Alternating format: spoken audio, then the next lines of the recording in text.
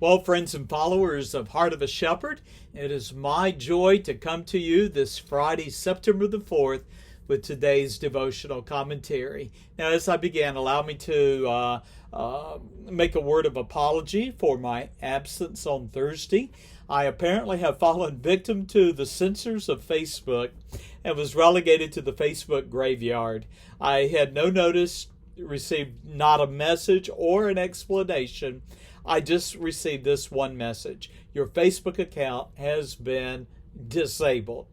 Well, with that said, knowing Facebook is continuing to rob the public of the freedom of the press, I have moved to MeWe. That is capital M-E, capital W-E, one word, MeWe. And it's a fairly new social network site. And I hope the hundreds who were following me on Facebook will eventually find me on MeWe, M-E-W-E.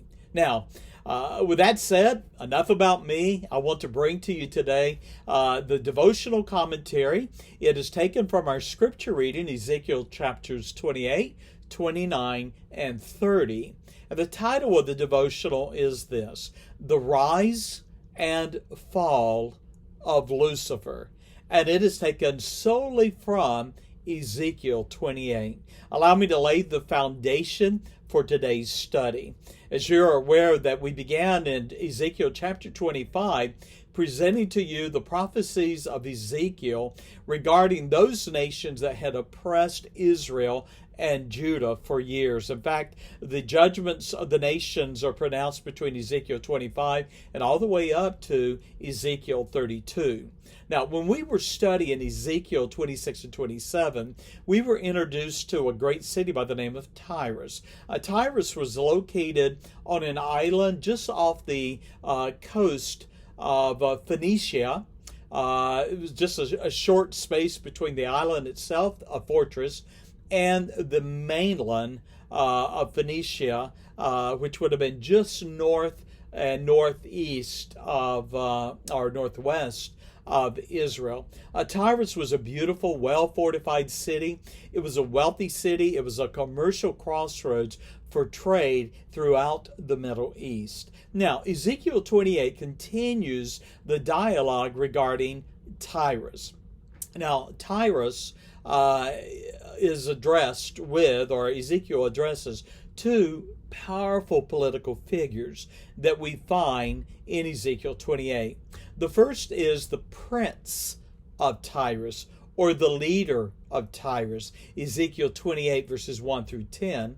And then the second political figure is the king of Tyrus, Ezekiel 28 verses 11 through 19. Now, let me give you a little bit of background regarding this. Now, the prince of Tyrus is described in the opening verses as being a proud and a foolish man. Really, he was the reflection of the city itself. And actually, the prince of Tyrus asserted himself to be a god. In fact, I quote Ezekiel 28 and verse 2, where the king says, "I am a god. I sit in the seat of God in the midst of the seas," referring to the island fortress. Yet God says, and Ezekiel preaches to the prince, "Thou art a man and not God, though thou set thine heart as the heart of God." Now, because of the prince's pride, there really was no hope for this man. He believed that he was more than a mortal. In actuality, he was no more than a mere mortal. He was proud of his power, proud of his intellect, proud of his wealth, proud of his self-sufficiency, and it was his pride that moved God to declare his judgment against the prince. Ezekiel 28 and verse 7, Ezekiel preached the word of the Lord, and he warned the prince that strangers would come against Tyrus, and they would bloody their swords, and they would defile the beauty of the city. We know that stranger was Nebuchadnezzar, and then later Alexander the great general, the great king of the Greeks. Now, Ezekiel prophesied in Ezekiel 28 verses 8 and 10 that the prince of Tyrus would be slain in the street and his body left unburied. Now, verses 11 through 19 is one of the great interesting, intriguing passages that we find in the Old Testament. It is the humiliation of one who is called the King of Tyrus. And yet, looking at the description that we find in verse 12 and on through the end of that verse 19, we understand this is no ordinary king, and this is definitely not a mere mortal man. In fact, the description, he was a perfect being, he was an anointed cherub, leads us to understand this is not a king. It is none other than the wicked one, the devil, Lucifer, Satan, whose destiny we know in the scriptures is the eternal lake of fire. Now, Ezekiel 28 gives us a fascinating revelation of this cherub, Lucifer, before his great fall. We read in verse 12 of how his pride was lifted up, and yet he was created a model of perfection. Verse 12, thou sealest up the sun. There is none more perfect than you. In verse 12, he was full of wisdom and perfect in beauty. In verse 13, he was in the Garden of Eden and was attired in the stones like those worn on the breastplate of the high priest. In verse 13 again in Ezekiel 28, he was musical. In verse 14, he was the anointed cherub, and he was stationed at the very throne of God, and he walked in the presence of God. Verse 15, he was perfect until his heart was lifted up with pride. God is holy, and he will not abide sin in his sight. When pride, sin, and violence were discovered in Satan, we read that the Lord cast him out of heaven, out of his presence, and declared in verses 16 through 18, I will destroy thee.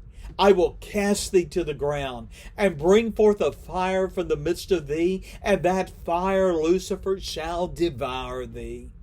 You know, the history of man and the rise and the fall of the nations is a testimony of the devil's presence and influence in the affairs of man. While it seems that evil triumphs in this world in which we live, I challenge you to remember that the Lord is the Alpha and the Omega, and God has declared the end of Satan will be terrifying. Verse 19, he will never be anymore. I close with this challenge, this precept, this great truth. Proverbs 16 and verse 18, pride goeth before destruction, and a haughty spirit before a fall. Pride is the very nature of the devil, and sadly, it's the nature of fallen man. Don't trip over your pride, because eventually it will cause you to stumble and you will be destroyed. Set aside the pride. Be men and women of humility, teachable.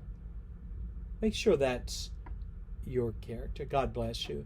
I look forward to joining you tomorrow, and I hope you might find me on MeWe in the future. God bless you. Bye-bye.